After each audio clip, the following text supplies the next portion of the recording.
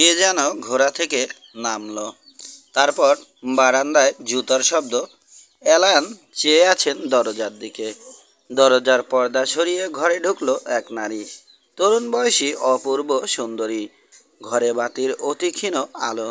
সে আলোয় তেমন স্পষ্ট না হলেও অ্যালান দেখলেন তরুণীর মাথায় চুল যেন রেশম, চুলের রং ঝকঝকে তামার মতো।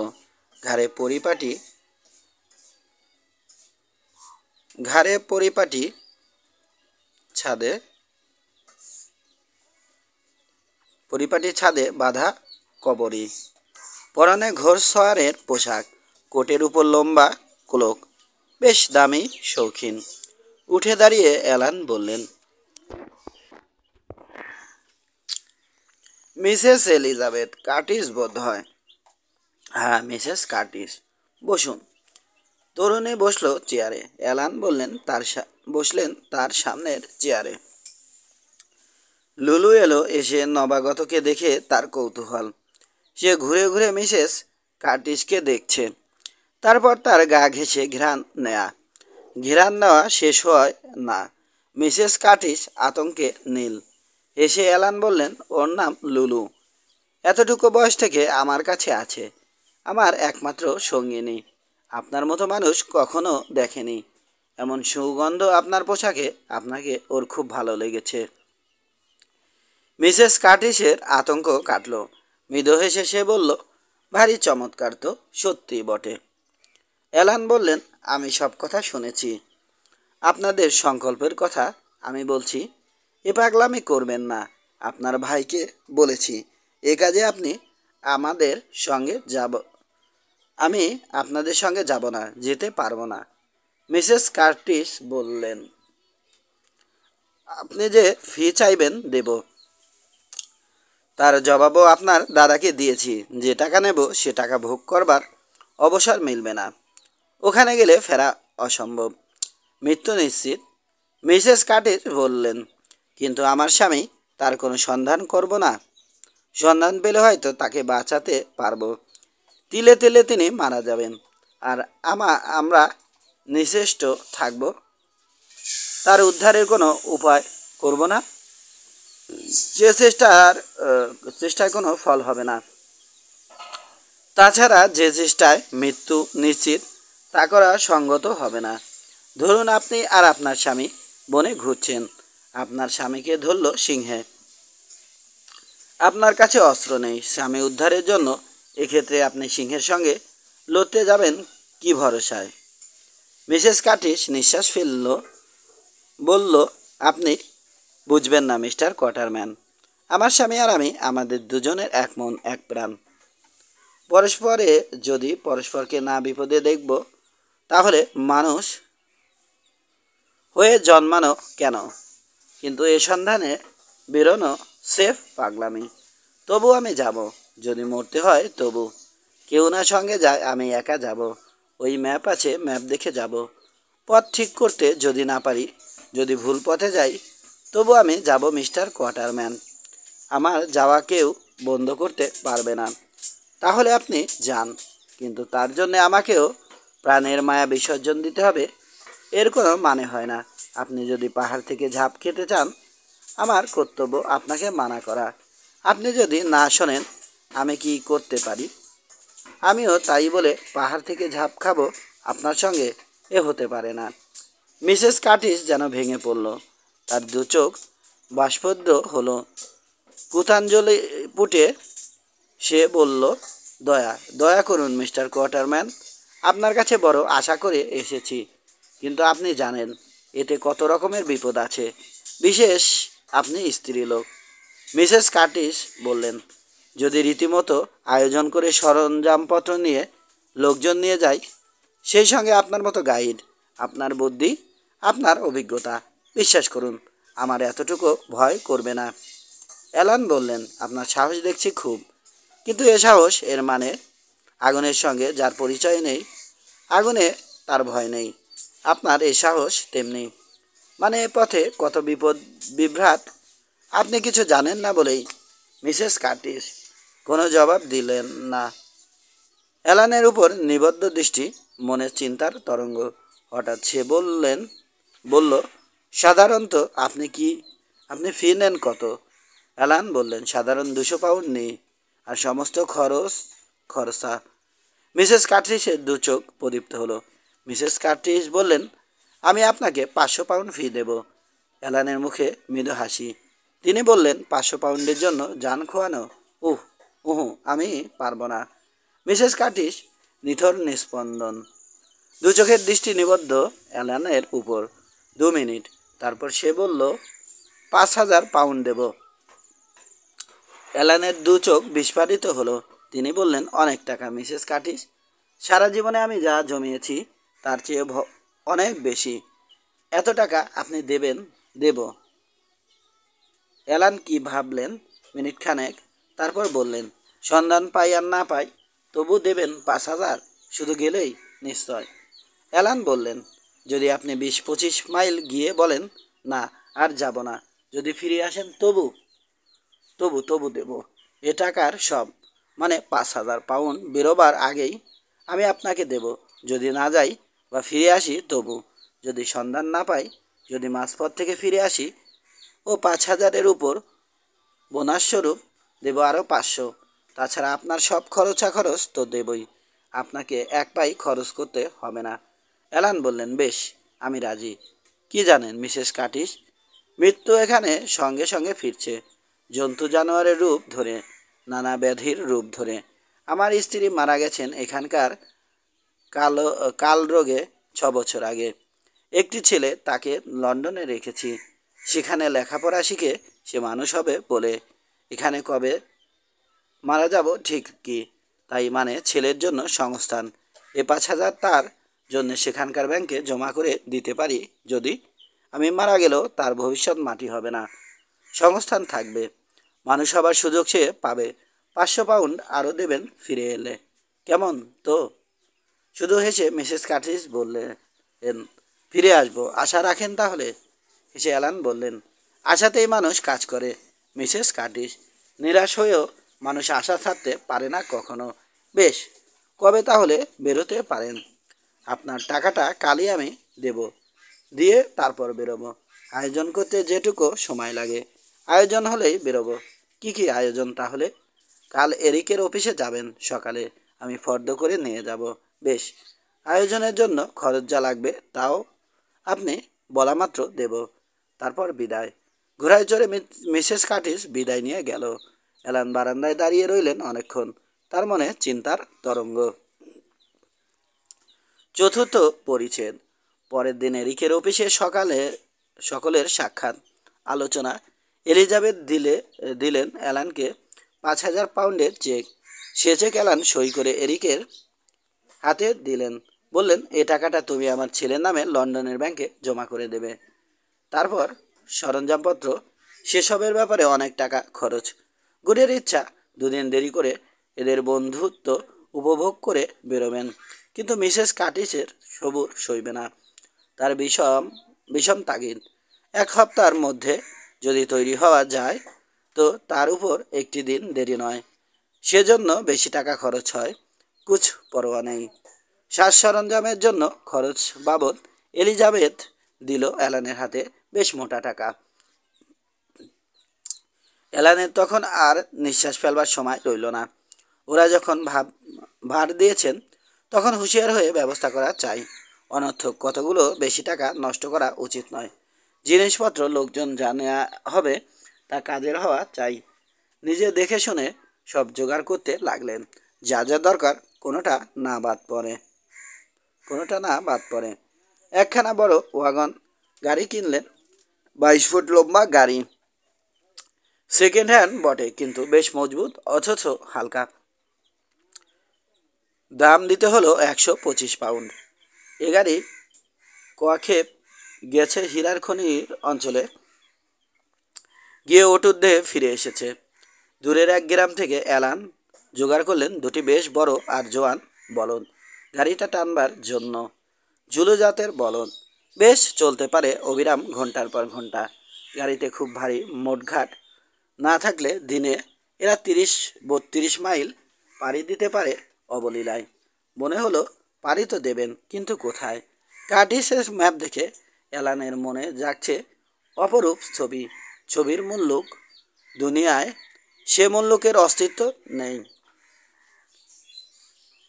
ছবির মুল্লুক দুনিয়ায় সে মুল্লুকের অস্তিত্ব নেই, তার অস্তিত্ব শুধু কল্পনায়। সে মুল্লুকে কোনো মানুষের পদার্পণ হয়নি কখনো, সে মুল্লুক কেউ চোখে দেখেনি। এরপর ওষুধপত্র সংগ্রহ, জ্বরজারি, বদহজম, কাটাছেঁড়া, সাপের কামড়, বিছার কামড়, মশামাছি, বুনোমাকড়সা, কি নেই ও অজানা মুল্লুকে। তাবু অনেক কুলি বেয়ারা, তারপর অস্ত্রশস্ত্র, ভালো ভালো বন্দুক নেওয়া হলো অনেকগুলো, ভারী bridge loading, double eight, Hatimara বন্দুক 3টে, গুলি বারুদের বোঝা, উইনচেস্টার রিপিট রাইফেল, পিস্তল কটা ভোজালি, ট্যাঙ্গি বর্ষা, বল্লম মোটা লাঠি, অর্থাৎ ফর্দ করে সে ফর্দ পুঙ্খানুপুঙ্খানু দেখে মিলিয়ে আয়োজন যা হলো তার জোরে বুঝি সারা দুনিয়া জয় করা চলে।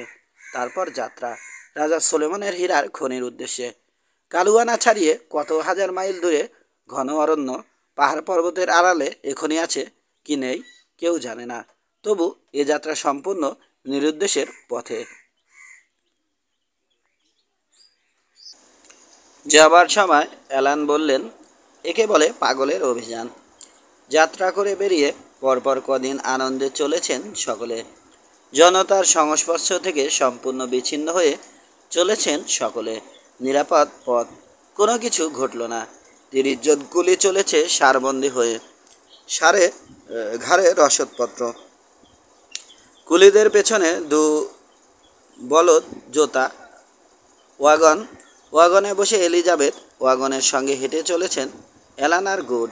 অ্যালানের ছোকরা বেয়ারা খিবা চলেছে ওয়াগনের পাশে পাশে। তারপর একদিন, তখন বেলা হয়েছে, মাথার উপর দীপ্ত সূর্য প্রখর রৌদ্র বর্ষণ করছে। অ্যালান আর গুড গায়ের জ্যাকেট কোট খুলে কাঁধে ফেলেছেন। গুড বললেন, আপনাকে ধন্যবাদ দেওয়া হয়নি কোয়ার্টারম্যান, লিজার বাহাদুরি আছে মোদ্দা, আপনাকে আনতে পেরেছে তো। এলিজাবেথকেই আমি আদর করে লিজা বলে ডাকি। হেসে অ্যালান বলেন, 5000 পাউন্ডের লোভ সহজ লোভ নয় গুড। 5000 পাউন্ড পেলে মানুষ জাহান্নামে যেতে পারে, এ তো অজানা মুল্লুক, আফ্রিকার জঙ্গল। গুড বললেন, ভয়ানক জেদি লিজা, যা ধরবে না করে ছাড়বে না। নিজের মতকে এমন আঁকড়ে থাকে, আর কারো মতে কখনো নিজের মত মেলাবে না, বদলাবে না। এ স্বভাব ওর ছেলেবেলা থেকে। দেখছেন তো ওর ওই বেশভূষা, যেন ড্রয়িং রুমে চলেছে কি নাচের পার্টিতে। আমি বললুম, চলেছ জঙ্গলে, সেখানে এ পোশাক ঠিক হবে না। তা শুনল না। আপনি বলুন তো, এ পোশাক কি ঠিক হয়েছে? মোটেই না, অ্যালান জবাব দিলেন। সে কথা তাহলে ওকে বললেন না কেন? অ্যালান বললেন, বলবার দরকার বোধ করিনি, তাই বলিনি। যেতে যেতে এমনি নানা কথার টুকরো। গুডের কথা শোনবার আগেই এলিজাবেথের বেশভূষা দেখে অ্যালানের অস্বস্তি বোধ হয়েছিল। বিলাসের বেশ শুধু বাহার, বনে মরুভূমিতে ঐশ্বর্য দেখাবার একই মোহ। ওর এ বেশভূষা দেখলে কুইন ভিক্টোরিয়া অবাক হয়ে ওর পানে চেয়ে থাকতেন। চলেছেন সকলে। মাথার উপর সূর্য ধীরে ধীরে পশ্চিমে হেলে পড়েছে। এলিজাবেথ নামলো গাড়ি থেকে। অ্যালান আর গুড সমস্বরে বললেন, ব্যাপার কি? এলিজাবেথ বলল, গাড়ি অসহ্য, ভালো লাগছে না, আমিও হেঁটে যাব তোমাদের সঙ্গে। গুড বললেন, কিন্তু তোমাকে শুকনো দেখছি লিজা, কষ্ট হচ্ছে না তবে? এলিজাবেথ বলল, গাড়িতে যেরকম দুলুনি, হাড়ে ব্যথা ধরে গেল। অ্যালান বললেন, জাহাজও তো দোলে, তখন কি জাহাজ থেকে নেমে পড়েন? জাহাজ আর গাড়ি, জাহাজ চলে জলে, জলে নামা চলে না, গাড়ি চলে ডাঙা পথে, সে পথে নামা যায় মিস্টার কোয়ার্টারম্যান। এ কিছু না, রোদে ঝলছে গেছি, এখনই 2 পা চললে ঠিক হয়ে যাবে। তারপর হাঁটা, 3 জন হাঁটছেন, আগে আগে লিজা, তারপর গুড, গুডের পিছনে অ্যালান। হঠাৎ অ্যালান লম্বা পা ফেলে ওদের আগে এলেন। এসে মিসেস কার্টিসকে নিরীক্ষণ করতে লাগলেন মাথা থেকে পা পর্যন্ত। 2 চোখের দৃষ্টি দিয়ে তিনি যেন লিজাকে নিঃশেষে পান করবেন। লিজা অত্যন্ত বিরক্ত হলো। এ কি অভদ্র অসভ্য মানুষ! একজন মহিলাকে এমনভাবে চোখের দৃষ্টিতে অ্যালান নড়েন না। এদেরও চলতে দেবেন না। ব্যাপার কি? গুড অবাক, কিন্তু সে চকিতের জন্য। তারপর গুড বললেন, দাঁড়ালেন যে, চলুন। এ কথায় অ্যালান সরে দাঁড়ালেন। লিজা তাকালো গুডের পানে। তার দু চোখে যেন আগুনের ফুলকি। গুড বুঝলেন, হেসে বললেন, এখানকার পথে লজ্জাবতী লতা হলে চলবে না লিজা। অ্যালান মন্তব্য করলেন, ডিসগ্রেস ডিসগ্রেসফুল। তার কণ্ঠে খুব ঝাঁজ। লিজা চলেছে এগিয়ে, তার পেছনে গুড। অ্যালান থমকে দাঁড়ালেন 2 মিনিট। তারপর হন হন করে এলেন এগিয়ে। এসে কথা নেই বার্তা নেই, অত্যন্ত গোয়ারের মতো লিজার শিকার পোশাকের গলার শক্ত বড় কলার সেটা ধরে সবলে দিলেন টান। সে টানে কলারটা খসে অ্যালানের হাতে, সেই সঙ্গে পট পট করে জ্যাকেট কোটের কটা বোতাম গেল ছিঁড়ে। বুকের কাছটা খোলা, জ্যাকেটের নিচে সিল্কের ব্লাউজ, সেই ব্লাউজ বেরিয়ে পড়ল। দু চোখে আগুন। লিজা তাকালো অ্যালানের দিকে। অ্যালানের ভ্রূক্ষেপও নেই। তিনি তখন লিজার কোমরে আটা চামড়ার যে টাইট বেল্ট, সেই বেল্টটা ধরে দিলেন সবলে টান। সে টান লিজা সামলাতে পারল না, অ্যালানের গায়ের উপর পড়ে গেল এবং অ্যালান তখন লিজাকে এক হাতে জাপটে ধরে লিজার কোমরের বেল্ট নিলেন খুলে। বললেন, এ পথে এমন আটা পোশাক মারা যাবেন। লিজা বুঝল তার মঙ্গলের জন্য। তা হোক অচেনা অজানা পুরুষ মানুষ। এতখানি তার বেয়াদবি। মহিলার অঙ্গ স্পর্শ করে এভাবে কেন? মুখের কথায় বলতে পারতেন না? অ্যালান বেশ কড়া গলায় বললেন, যান, গাড়িতে উঠুন গে। এ পোশাক চলবে না। গাড়িতে বসুন, আমি পোশাক দিচ্ছি। সে পোশাক পরেন যদি তো আমাদের সঙ্গে হাঁটবেন। নাচের পার্টিতে যাচ্ছেন না, বাহার দিতেও নয়, যান। লজ্জায় অপমানে লিজার চোখে জল এলো। সে চুপ করে দাঁড়িয়ে রইল। গুড হো হো করে হেসে উঠলেন। বললেন, যাও লিজা, কথা শোনাও। গুডের উপর অগ্নিদৃষ্টি বর্ষণ করে লিজা গিয়ে গাড়ির মধ্যে ঢুকলো। খিবাকে দিয়ে পোশাকের বাক্স আনিয়ে সে বাক্স খুলে অ্যালান বার করলেন পুরুষদের পরবার ট্রাউজার্স। লিজা ওয়াগনে ঢুকে সামনে সবুজ রঙের মোটা পর্দা টেনে সাজ পোশাক বদলাচ্ছে। রাগে আগুন। সেই পর্দা টেনে সরিয়ে অ্যালান দিলেন ভিতরে ছুঁড়ে ট্রাউজার্স। নিরুপায়। যেরকম অভদ্র মানুষ, কথা না শুনলে কী যে করে বসবে। জ্যাকেটের নিচে সিল্ক ব্লাউজ ঘামে ভিজে গেছে। স্কার্টের কোমর বন্ধেরও সেই দশা। সে শ্বাস ত্যাগ করে পুরুষের পোশাক পরে লিজা এলো গাড়ি থেকে নেমে। অ্যালান খুঁটিয়ে খুঁটিয়ে দেখলেন নতুন সাজ পোশাক। বললেন, হ্যাঁ, এবার আমাদের সঙ্গে সমানে চলতে পারবেন। অভিযানে যাচ্ছেন, অথচ ললিত লবঙ্গলতার সাজ, তা কখনো হয়? গুড হেসে গড়িয়ে পড়লেন যেন। গুড বললেন, আমি বরাবর বলছি। তীব্র কণ্ঠে লিজা ধমক দিল তো তুমি চুপ করো। অ্যালান বললেন, রাগারাগি নয়, বেশ খোশ মেজাজে চলতে হবে। গুড বলে উঠলেন, হ্যাঁ, ঘৃণা, লজ্জা আর ভয়, এই তিনটি বর্জন করে চলা। এ পোশাকে কিন্তু চমৎকার মানিয়েছে লিজা। না, তামাশা নয়, সত্যি বলছি। লিজা কোনো জবাব দিল না। সকলে চলতে লাগলেন। এ পোশাক সম্বন্ধে লিজা সম্পূর্ণ উদাসীন। মনে হলো এ পোশাকেই সই। এখানে যত অসভ্যের বাস, এদের কাছে আবার বিচার আচার। খানিকটা যাবার পর অ্যালান আবার এলেন এগিয়ে কাছে। লিজা চমকে উঠল। এই রে, আবার কি বেয়াদবি করবে? চোখের কোণ থেকে চকিত দৃষ্টি অ্যালানের উপর। অ্যালান কেমন উন্মাদের মতো চেয়ে আছেন লিজার পানে। লিজার বুকখানা ছ্যাদ করে উঠল। গুড চলেছেন আগে আগে, এদিকে ফিরে তাকান না। অস্পষ্ট অ্যালান বললেন, ভাঙা ভাঙা কথা। মানে, কিন্তু তাই, হ্যাঁ তাই। কথাগুলো বলার সঙ্গে সঙ্গে লিজার ঘাড়ের পাশে অ্যালানের প্রবল চপেটাঘাত। টালসা রাখতে না পেরে আত্মচিৎকার তুলে লিজা মাটিতে হুমড়ি খেয়ে পড়ল। তখনই তাকে পাজা খোলা করে তুলে অ্যালান খানিকটা দূরে এনে নামিয়ে দিলেন। গুড হতভম্ব, প্রশ্ন করলেন, হলো কি? অ্যালান তখন মাটির উপর জুতো দিয়ে চেপে কি একটা পিষ্টে পিষ্টে বললেন, একটা বুনো মাকড়সা, এই এত বড়। ভাগ্যে দেখলুম, ভয়ানক বিষ এ মাকড়সার। ভয়ানক বিষ এ মাকড়সার। একটি কামড়ে জ্বলে ফুলে 5-6 ঘন্টার মধ্যে মৃত্যু। গুড শিউরে উঠলেন, বললেন, তারপর? পায়ে চেপে নিকেশ করে দিয়েছি বলে অ্যালান পা সরালেন। গুড তখন দেখেন প্রায় বিঘত সাইজের কালো একটা মাকড়সা মরে পিষে গেছে অ্যালানের জুতোর চাপে।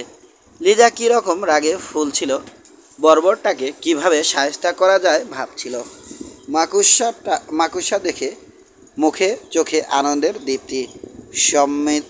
সম্মতি দৃষ্টিতে সে তাকালো অ্যালানের দিকে। গুড বলে উঠলেন, আমি ভয়ানক চমকে উঠেছিলাম। ভাবলুম লিজা কি বুঝি করছে, তাই কোয়ার্টারম্যানের বিরাট চপেটাঘাত। হা হা হা। গুডের এবারের এ হাসিতে লিজার রাগ হলো না, সেও হা হা করে হেসে উঠল। পঞ্চম পরিচ্ছেদ। দিনের পর দিন সকলে চলেছেন। অনিবিড় অসংখ্য ছোটোখাটো বন কটা মুক্ত প্রান্তর পার হয়ে ক্রমে আফ্রিকার গহীন অরণ্য রাজ্যে প্রবেশ। বড় বড় গাছগুলো পাশাপাশি ঘেঁষাঘেঁষি দাঁড়িয়ে এমন প্রাচীর গড়ে তুলেছে, মনে হয় প্রাচীন যুগের বিরাট কোনো দুর্গ। সে জঙ্গল ঠেলে বেশ কষ্ট করে চলতে হয়। লিজা হেঁটেই চলেছে অ্যালান আর গুডের সঙ্গে। মাথার সমান লম্বা লম্বা ঘাসের জঙ্গল একেবারে, সেসব জঙ্গল ঠেলে সকলে চলেছেন। একদিন সকালবেলা 3 ঘন্টা আগে রাতের কালো পর্দা পৃথিবীর বুক থেকে সরে গেছে। হঠাৎ গুডের নজরে পড়ল খানিক দূরে উঁচু একটা ঢিপির মতো জায়গায় একটা সিংহ নির্লিপ্তভাবে বসে আছে। দেখবা মাত্র গুড থমকে দাঁড়ালেন। বুকের রক্ত চকিতে চোটের বেগে মাথায় উঠছে। ইশারায় দেখিয়ে দিলেন অ্যালানকে। লিজাও দেখল। দেখার সঙ্গে সঙ্গে দুজনে বন্দুক বার করেছিলেন। অ্যালান নিষেধ করলেন, ওহো, বন্দুক ছুড়বেন না। তার কথার সঙ্গে সঙ্গে ঘাসগুলোর ভিতর থেকে আরও 2টো সিংহ বেরিয়ে তারাও উঠে বসলো সেই উঁচু ঢিপিতে। গুড বললেন, আরে বাস, 3-3টে এখনই লাফ দেবে। না, খিদে না পেলে সিংহ কখনো জীব হিংসা করে না। লিজা বলল, কি করে জানলেন ওদের খিদে নেই? অ্যালান বললেন, আপনাকে যদি ওরা না খায় তাহলে বুঝবেন ওদের খিদে নেই। লিজার অভিমান হলো। সে বলল, না, তামাশা নয়, সত্যি বলুন না। অ্যালান বললেন, ওদের অমন নির্লিপ্ত শান্ত ভাব, তাই দেখে বুঝেছি ওদের খিদে নেই। পেট ভরা আছে, ভয় নেই, কিছু করবে না। তবু ভয় যায় না। কিন্তু অ্যালান যখন বলছেন, উনি এসব জানোয়ারের নারী নক্ষত্র বেশ ভালো করেই জানেন। সকলে আবার চলতে লাগলেন। 10 মিনিট চললেন। অ্যালান বললেন, ওই। অ্যালানের নির্দেশে দুজনে চেয়ে দেখেন কটা শকুনি। লিজা বলল, শকুনি? কাছেই কোনো মরা জানোয়ার পড়ে আছে নিশ্চয়। আরও অনেকগুলো ওই ওই উড়ে এসে জড়ো হচ্ছে। 2 পা এগিয়ে সকলে দেখেন এত বড় একটা বুনো মহিষের দেহাবশেষ পড়ে আছে, আর সেটাকে ঘিরে শকুনেদের আসর। অ্যালান বললেন, সিংহরা আহার শেষ করে গেছে, হাড়গোড়গুলো পড়ে আছে, শকুনিরা এসে সেসব ছাপ করছে। লিজা অবাক, অ্যালান এত জানেন? কেন জানবেন না? চিরকাল জঙ্গলে রয়েছেন, শিকার করেই দিন কাটাচ্ছেন। এর কদিন পরে একদিন রাত্রে ক্ষুধার্ত সিংহের সঙ্গে পরিচয়। সন্ধ্যা হবার সঙ্গে সঙ্গে অনেকগুলো তাঁবু পড়ল পাশাপাশি। একটু দূরে একটা ডোবা। অ্যালান বললেন, ওই ডোবায় নানা জানোয়ার আসে রাতে জল খেতে। ডোবার পর ওই বন থেকে সব আসে, তাই ওধারে তাঁবু ফেলা ঠিক হবে না। গুড বললেন, রাত্রে তাহলে না ঘুমে একটু শিকার? অ্যালান বললেন, না, শিকার করতে আমরা আসিনি, পথে আত্মরক্ষা করা শুধু, কোনো জন্তুকে হিংসা নয়। তাছাড়া রাত্রে পুরোপুরি ঘুম না হলে দিনে পথ চলতে কষ্ট হবে, কাজেই শিকারের কথা মনে আনা চলে না। খেয়ে দে নিদ্রা। তাই হলো। একটা তাঁবুতে অ্যালান আর গুড, পাশের তাঁবুতে লিজা, তারপর অন্য তাঁবুগুলোতে ভাগাভাগি করে কুলি বেয়ারার দল আর খিবা, এবং একটা তাঁবুতে ওয়াগনের বলদ 2টি, আর কম্বল মুড়ি দিয়ে সেপাই শাস্তিরা। ঘুম বেশ গাঢ়। সকালে সকলে ঘুমাচ্ছে। হঠাৎ আকাশ বাতাস কাঁপিয়ে যেন বাজ পড়ল। সে শব্দে চমকে সকলের ঘুম গেল ভেঙে। স্ব ব্যস্তে কম্বল ফেলে দিয়ে গুড উঠলেন দাঁড়িয়ে, বললেন, বাজ পড়ল। এলান দাঁড়িয়ে তাঁবুর দরজায়, দৃষ্টি বাইরের দিকে। আকাশে এক ফালি চাঁদ, মৃদু জ্যোৎস্নায় ওদিকটা অস্পষ্ট চোখে পড়ে। এলান বললেন, বাজ নয়, সিংহের গর্জন। সিংহ। গুডের দু চোখ বিস্ফারিত। কম্বল গায়ে জড়িয়ে এলিজাবেথ উঠে এ তাঁবুতে এলো, বলল, কি? এলান বললেন, দেখুন। গুড এবং লিজা দেখে জলার পারে ছায়ার মতো দুটো জানোয়ার। একটাকে স্পষ্ট চেনা গেল সিংহ, আর একটা। এলান বললেন, শিকার চলেছে। কিন্তু সে গর্জন আর নেই। বিশ্রী কতকগুলো ঘর ঘর শব্দ। 10-15 মিনিট, তারপর চারদিক নিঝুম নিস্তব্ধ। এলান বেরোলেন, হাতে বন্দুক। গুড বললেন, যাব? আসুন। লিজা বললেন, আমিও যাব। এলান বললেন, বেশ, আসুন। তিনজনে এলেন ডোবার ধারে। কুলি বেয়ারারাও এলো। এসে সকলে দেখেন একটা সিংহ আর একটা বড় হরিণ মরে পড়ে আছে। হরিণের দেহের খানিকটা কেটে ছিঁড়ে বেরিয়ে গেছে। সিংহের পেটটা গেছে ফেঁসে। সিংহের পেটে হরিণের লম্বা দুটো শিং রয়েছে বিঁধে। এলান বললেন, দেখে যা বুঝেছি হরিণটা জল খাচ্ছিল। সিংহ এসে তাকে দেখে। খিদে পেয়েছিল সিংহের, লাফ দিয়ে পড়েছে হরিণের ঘাড়ে। হরিণ ছাড়বে কেন? শিং দিয়ে গুঁতনি। সিংহ, সে শিং ছাড়াতে পারে না। তখন সে দিয়েছে হরিণের গায়ে কামড়। সঙ্গে সঙ্গে সিংহের পেট ফেঁসেছে, দুটোই মরেছে। লিজার গুড অবাক, কারো মুখে কথা নেই। পরের দিন চলতে চলতে সারা পথে গুডের মুখে ওই সিংহ আর হরিণের কথা। কে কাকে মারবে, কে কাকে খাবে, হাস্যের উচ্ছ্বাসে পথ মুখরিত করে চলেছেন। কার্টিসের মুখে কথা নেই। এলানও চলেছেন নিঃশব্দে। কার্টিস বারবার তাকাচ্ছেন এলানের দিকে। কি ভাবছেন এলান? আশ্চর্য সাহস, মনের জোরও অদ্ভুত। মুখের কথায় সভ্য জগতের পালিশ না থাকলেও বেশ স্পষ্ট, নির্ভীক। ওর কথার একটা অর্থই থাকে, সভ্য সমাজের কথার মতো চিনির কোটিংয়ের মধ্যে তিক্ত কুইনিনের বড়ি নয়। এলান ভাবছেন, শৌখিন ধনী ইংরেজ হেনরি কার্টিস যদি এই পথে গিয়ে থাকেন, তাহলে অক্ষত দেহে তিনি কত দূর যাবেন? যেতে পারেন না। মৃত্যু হয়েছে নিশ্চয়। পথ আগাগোড়া এখন জঙ্গলের গা ঘেঁষে, পাশে যেন অরণ্যের প্রাচীর। শেষে এ পথের শেষ হলো। এবার আরও ঘন অরণ্য। এ অরণ্যে কোনো প্রাণীর বাস নেই। গাছে গাছে মিশে আছে এমন যে তাদের মধ্যে এতটুকু ফাঁক নেই। সন্ধ্যার সময় সেখানে পড়ল ছাউনি। সকলের বিশ্রাম, খাওয়া দাওয়া চুকলে খাবারের ছাউনিতে বসে তিনজনে, এলান, এলিজাবেথ আর গুড আর লিজা বসে আছেন নিস্তব্ধ নির্বাক এলানের দিকে তাকিয়ে। এলান একখানা বড় ম্যাপ খুলে একাগ্র মনে সেই ম্যাপ দেখছেন।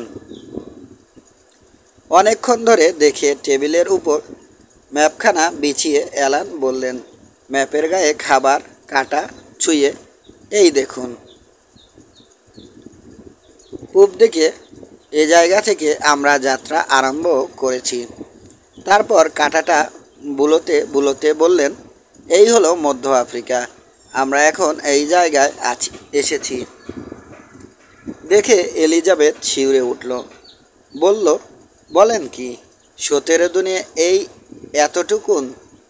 মাথা নেড়ে এলান বললেন, হ্যাঁ, আমাদের যেতে হবে এখানে, কালুয়ানা গায়ে। কালুয়ানা হলো এইখানে। কাঁটাটা তিনি ছোঁয়ালেন চিকা মার্কা দেওয়া একটা জায়গায়। দেখে এলিজাবেথ চমকে উঠল। গুড বললেন, আরে বাস, তবেই হয়েছে। এ জন্মে পৌঁছবার আশা। এলান বার করলেন আর একখানা ম্যাপ। এখানা সেই মিস্টার কার্টিসের পাঠানো নকল ম্যাপ। সেখানা টেবিলে বিছিয়ে ধরে এলান বললেন, এ ম্যাপে শুরু হয়েছে বড় ম্যাপ যেখানে শেষ হয়েছে সেইখান থেকে নকল ম্যাপের এক জায়গায় লেখা কালুয়ানা গ্রাম। তিনি বললেন, এতে এই কালুয়ানা গ্রাম। আমরা শুধু শুনেছি কালুয়ানা জাত বলে একটা জাত আছে আফ্রিকার জঙ্গলে, এইমাত্র। তাদের সম্বন্ধে শুধু জানে যে চেহারায় মানুষ হলেও স্বভাবে একদম বুনো, ওই সিংহ আর সাপের স্বগোত্র। এলিজাবেথ বললেন, আপনি তাদের দেখেননি? তাদের গ্রাম? না, তার কারণ আমি শিকারী মানুষ। দেখে আবিষ্কার আমার কাজ নয়, সে শখও আমার নেই। আমি জানি 5 বছরের মধ্যে ইউরোপের কোনো জাতের মানুষ ও তল্লাটে যায়নি। ওখানকার কাফ্রি জাতকে আমরা ভয় করি, আর এখানকার কাফ্রিরাও তেমনি ভয় করে ওই কালুয়ানা জাতকে। গুডের কপালে বিন্দু বিন্দু ঘাম। গুড তাকালেন এলিজাবেথের দিকে, বললেন, হেনরি অত দূর পৌঁছাতে পেরেছে বলে আমার তো মনে হয় না। অ্যালান উঠে দাঁড়ালেন, বললেন, বলা শক্ত, তবে যেতে যেতে এখানকার লোকজনকে জিজ্ঞাসা করব। কিন্তু মুশকিল এই যে এ জায়গা থেকে কালুয়ানাদের গায়ে যেতে 20টা পথ আছে। তার কোনো পথে মিস্টার কার্টিস গেছেন, কোন পথে মিস্টার কার্টিস গেছেন কে জানে। আমাদের শুধু এক কাজ, সে কাজ কোনো রকমে কালুয়ানায় পৌঁছানো। গুড বললেন, কতদিন লাগবে পৌঁছাতে? মনে হয় দিন। অ্যালান বললেন, গুডের দিকে তীক্ষ্ণ দৃষ্টিতে তাকিয়ে। বলুন, মাস? গুড যেন আটকে উঠলেন। অ্যালান বললেন, নিশ্চয়, বিশেষ মহিলাকে এ পথে সঙ্গিনী করেছি যখন। এলিজাবেথ বলল, কিন্তু আমার জন্য কোথায় কি অসুবিধা হচ্ছে বলুন? মুখে হাস্য। অ্যালান বললেন, এখনও আসল নাটক শুরু হয়নি। স্টেজে এখনও পর্দা পড়ে আছে। স্টেজের পর্দা আগে উঠুক, তারপর বোঝা যাবে। এলিজাবেথ বলল, জবানিকা উঠলে সকলেই নাটকের পালা সমানে উপভোগ করতে পারব মিস্টার কোয়ার্টারম্যান। কুলি বেয়ারাদের ছাউনিতে তারা গান গাইছে। এলিজাবেথ বলল, ওরা বেশ মজায় আছে, গান গাইছে। কি গান? অ্যালান বললেন, নিজেদের মনের কথা, কাজকর্ম, বাড়িতে স্ত্রী পুত্র আছে তাদের কথা। আবার বাড়ি ফিরবে, টাকা নিয়ে যাবে, এ গানের মানে তাই।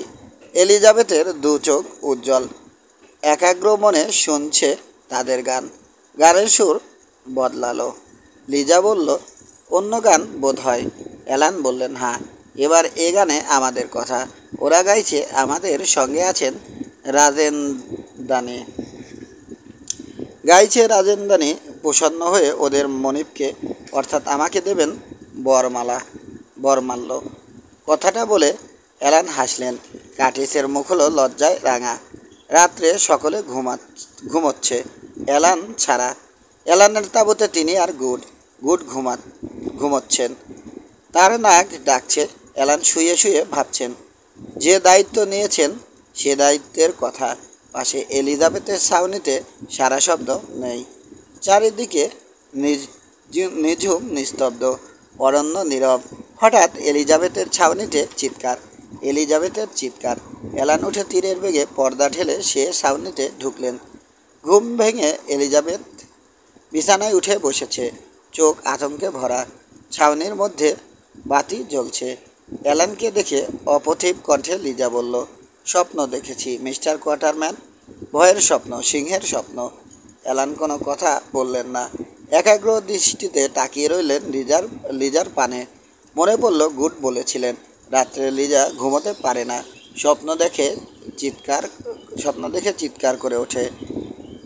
ভয়ের স্বপ্ন, বনের স্বপ্ন। অ্যালান চলে এলেন, লিজা শুয়ে পড়ল। পরের দিন সকালে যাত্রার আগে এক নতুন পর্ব। বলদ দুটো গাড়িতে জোতা হলো। গাড়িতে যেসব মালপত্র ছিল নামানো হলো। তারপর গাড়ি চলল উল্টো দিকে, অর্থাৎ যে পথে এসেছিল সেই পথে ফিরতি মুখে।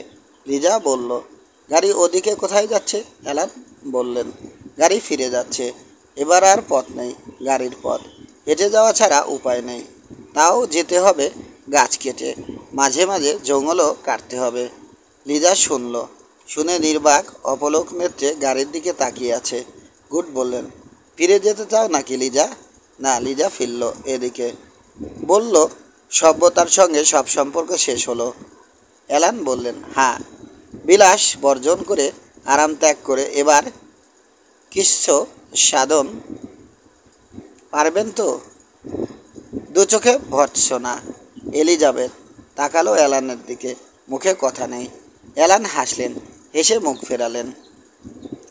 তারপর হাঁটা পথে যাত্রা। কি ঘন নিবিড় অরণ্য! সেই অরণ্যে প্রবেশ। পিছনে পড়ে গেল গোটা জবানিকা, সভ্য জগৎকে আগাগোড়া ঢেকে আড়াল করে। অরণ্যে কি গভীর নিঝুম স্তব্ধতা, যেন গির্জার হল।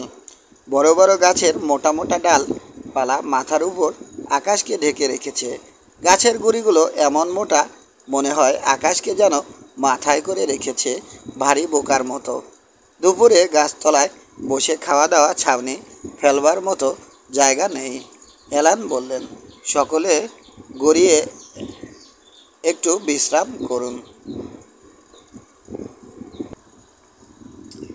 গাছের ডাল হলো বালিশ, সেই বালিশে মাথা রেখে এলিজাবেথ দেহ এলিয়ে দেয়, কিন্তু ঘুম হয় না। অ্যালান একটু দূরে দাঁড়িয়ে পায়ের জুতোর গোড়ালি ঘষে একদলা মাটি থেতলে ফেললেন। ফেলে বললেন, দেখুন। উঠে লিজার গুড দেখেন দলা মাটিতে কিরমিকিটের মতো লক্ষ লক্ষ সুতোর টুকরো নড়ছে। অ্যালান বললেন, লক্ষ লক্ষ সজীব জীব দেখছেন মাটির নিচে, তার উপরে জীবনের কি বিরাট স্পন্দন। সিংহ, গন্ডার, হাতি থেকে শুরু করে এই সরু সুতোর টুকরোর মতো লক্ষ লক্ষ কীট খাদ্য খাদকে মিশে এখানে অপূর্ব নাটক করছে মিসেস কার্টিস। সভ্য জগতে যেমন জন্ম মৃত্যু, মৃত্যু আর জন্ম, এখানেও তেমনি, তবে আরও বিরাট রকম। দেখছেন? দুপা এগিয়ে একটা গাছের ডালে দেখলেন সবুজ রঙের ছোট ফিতা, যেন বললেন মাম্বার বাচ্চা, ভয়ানক বিষাক্ত সাপ। আফ্রিকার জঙ্গলে ঠিক ঠিক করছে এ জাতের সাপ। চলতে ফিরতে মৃত্যু এখানে ওত পেতে আছে, দেখছেন? একটু দূরে গাছের ডালে বিচিত্র শব্দ। সেদিকে চেয়ে অ্যালান বললেন, বেবুন অতি পাজি বাদর নয়, খুদে শয়তান। বন্ধুত্ব করবেন সে ধাতি এদের নয়। ষষ্ঠ পরিচ্ছেদ। অরণ্যের মধ্যে কি ভয়ানক স্তব্ধতা! সে স্তব্ধতায় গা ছমছম করতে থাকে। মনে হয় গাছপালা যেন আতঙ্কে নিথর, পাতা নড়ে না, পাতা পড়ে না। এই গভীর অরণ্য পথে সকলে চলেছেন, পথ নেই, কোনো মতে পথ করে চলতে হচ্ছে।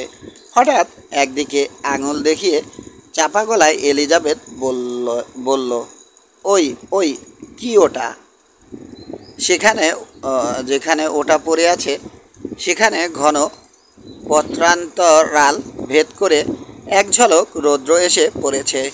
ভাগ্য না হলে কারো চোখে পড়তো না। অ্যালান এগিয়ে গেলেন, দেখেন একটা হরিণ ছানা, তার মেদ মাংস সবটা কোনো পশুর পেটে গেছে। অবশেষে যা আছে ছাল চামড়া আর অস্থি পঞ্জর, সেগুলো ঘিরে প্রায় শখানেক মেটে রঙের ভুই কাঁকড়া ভোজ লাগিয়েছে। অ্যালান বললেন, এগুলো কাঁকড়া, এরা ডাঙায় থাকে, স্ক্যাভেঞ্জারের কাজ করে। জানোয়াররা মাংস খায়, হাড় আর ছাল চামড়া থাকে পড়ে। শকুনিদের মতো এরা সেগুলো সাফ করে। বনে তাই নোংরা থাকতে পারে না। তারপর চলা চলা চলা অনেক দূর আসবার পর গুড দেখেন ছোট খাটো মাটির পাহাড়, মাথা ভোর উঁচু আর অনেক দূর পর্যন্ত বিস্তীর্ণ। এ পাহাড়ের গায়ে এতটুকু ঘাস টাস নেই, শুধু কাকর আর নুড়ি পাথর। গুড বললেন, একটু বসা যাক ওই পাহাড়ে, বলে এগিয়ে চললেন অ্যালান তার হাত ধরে সবলে দিলেন টান, বললেন, সর্বনাশ, ওতে পা ঠেকালে আর বাঁচতে হবে না। চোখ দুটো বড় করে গুড বললেন, কেন? এলিজাবেথের দু চোখও বিস্ময়ে বিস্ফারিত হয়ে ওঠে। অ্যালান বললেন, পাহাড় নয়, উই ঢিপি, বুনো উই। এদের দাঁত যেন ধারালো ছুরির ফলা। ওর ঢিপির মধ্যে অমন লাখো লাখো কোটি কোটি উই আছে। ওতে ছোঁয়া লাগলে দলে দলে বেরিয়ে কামড়ে ছিঁড়ে খাবে, চিহ্ন রাখবে না। গুড আর এলিজাবেথ চমকে উঠলেন ওদিকে তাকিয়ে। অ্যালান বললেন, ওই দেখুন। দুজনে দেখেন ঢিপির ও মুখে একটু ফোকর, সেই ফোকরের মুখে ফড়িংয়ের মতো একটা প্রাণী, সুরের মতো মুখে একটা চোখ, সেই চোখ দিয়ে ফোকরে মারছে ঠোকর, আর চোখ দিয়ে ধরছে এক একটা করে উই। তার ভোজন চলেছে এমনিভাবে। দু চোখ বিস্ফারিত করে এলিজাবেথ বলল, বন যেন মশান, কেবলই হত্যা চলেছে এখানে। হঠাৎ হত্যা কোথায় নয়। অ্যালান দিলেন জবাব। তিনি বললেন, প্রাণ পেয়ে সে প্রাণ রাখবার জন্যে পৃথিবীর সর্বত্র লড়াই চলেছে। এ মারছে ওকে ভোজনের জন্যে, সে মারছে তাকে খেয়ে বাঁচবে বলে, আবার এ মারছে তাকে এই একই কারণে। কাজেই চারদিকেই হত্যা চলছে। এই হত্যার উপরই সৃষ্টি রক্ষা পাচ্ছে। শুনতে শুনতে এলিজাবেথের দু চোখে কেমন আবেশ। সে বলল, বনের এসব জীবের সম্পর্ক শুধু খাদ্য খাদকের? অ্যালান বললেন, সভ্য সমাজেও তাই। সেখানেও দুর্বলকে পিষে সবল করছে নিজেকে চাঙ্গা। তবে বনের হত্যার যেমন বীভৎস বন্যরূপ, সভ্য সমাজে তেমন নয়। বনে এমন পশু নেই যাকে মেরে খাবার জন্যে অন্য পশু তার পেছনে ফিরছে না। সিংহ, ভালুক, চিতা, শুধু হাতির পেছনে ঘোরে না কেউ। হাতিকে সব পশু ভয় করে। হাতি হলো বনের রাজা। এলিজাবেথ বলল, সিংহই তো পশুরাজ।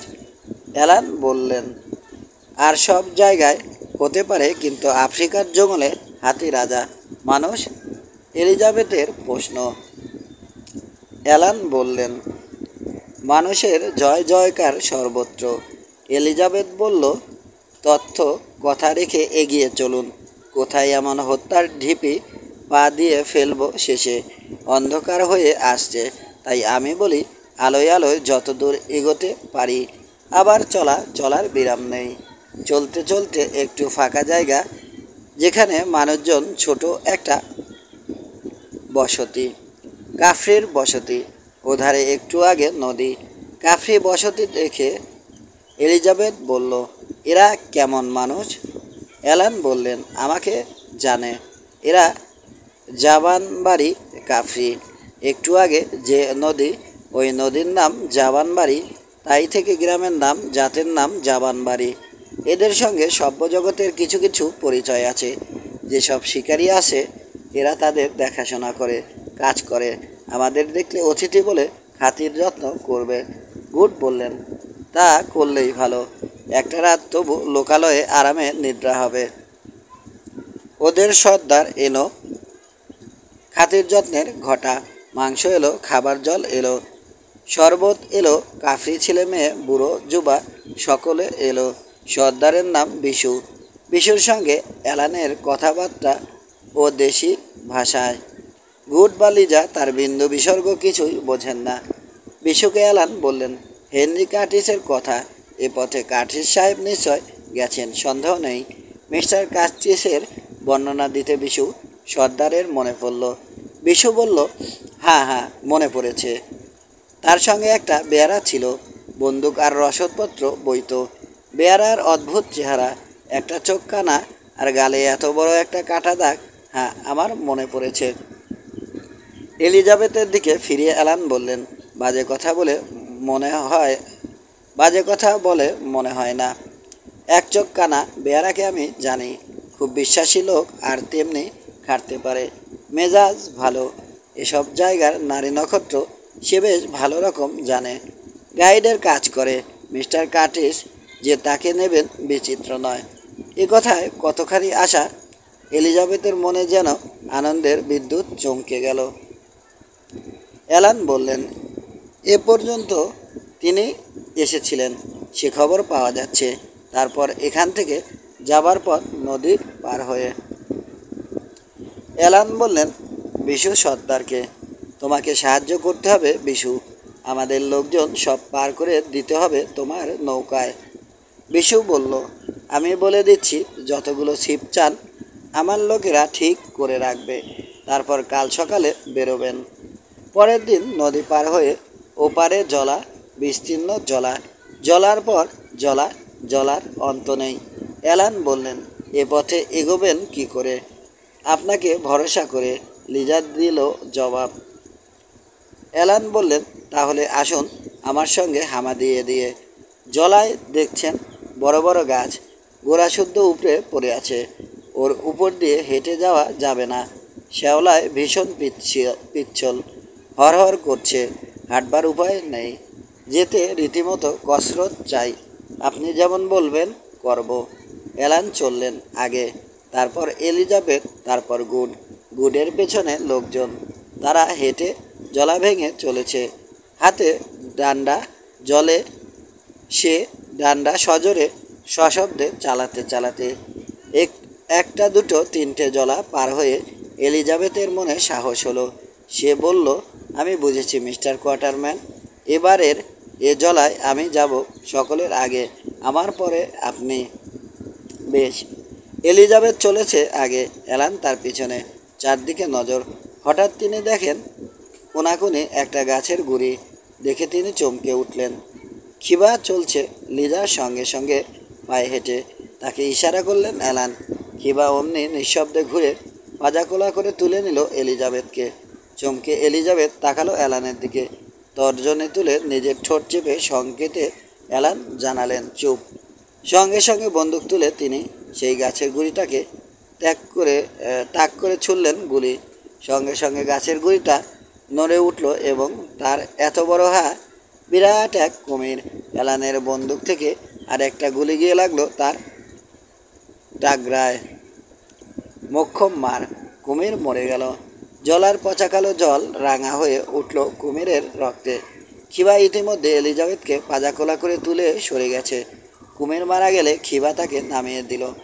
তখন এলিজাবেথ দেখে কি ব্যাপার। আবেগে অ্যালানকে বলল, আপনার কি নজর? আজ বেঁচেছি শুধু আপনার জন্যে। অ্যালান বললেন, এবার থেকে আর আগে নয়, আপনি থাকবেন আমার পিছনে। সন্ধ্যার আগে এই জলা রাজ্য পার হয়ে আরামের নিঃশ্বাস। এধারে জঙ্গল, জলা নেই, মাঝে মাঝে একটু আধটু ফাঁকা জায়গা। গুড বললেন, এবারে ছাউনি ফেলা। অ্যালান বললেন, জলার এত কাছে থাকা ঠিক হবে না। আর ঘন্টাখানেক চললে ফাঁকা জায়গা পাবেন। আকাশে চাঁদ আছে, পথ হারাবার ভয় নেই। ঘন্টাখানেক পরে ফাঁকা জায়গা মিলল, অনেকখানি ফাঁকা। পাশে এবং পিছনে ছোট বড় পাহাড়। অ্যালানের কথায় লোকজন ছাউনি ফেলল। ছাউনি ফেলা হলো আহার এবং বিশ্রাম। ছাউনি ফেলা হলে আহার এবং বিশ্রাম। মেঘের গুরু গুরু গর্জন কানে আসছে, বিরাম বিচ্ছেদবিহীন।